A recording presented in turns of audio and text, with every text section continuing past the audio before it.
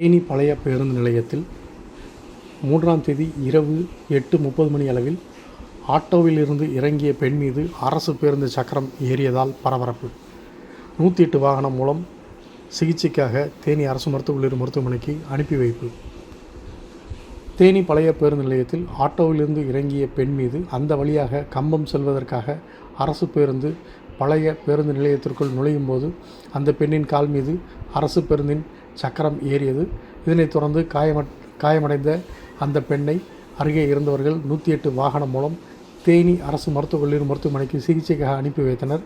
பெண்ணின் கால் மீது ஏறிய அரசு பேருந்து அந்த பேருந்தில் பயணம் செய்த பயணிகளை வேறு பேருந்துக்கு மாற்றிவிட்டு தேனி காவல் நிலையம் கொண்டு செல்லப்பட்டது. தேனி நகர் போலீசார் நடந்த சம்பவம் குறித்து விசாரணை நடத்தி வருகின்றனர்.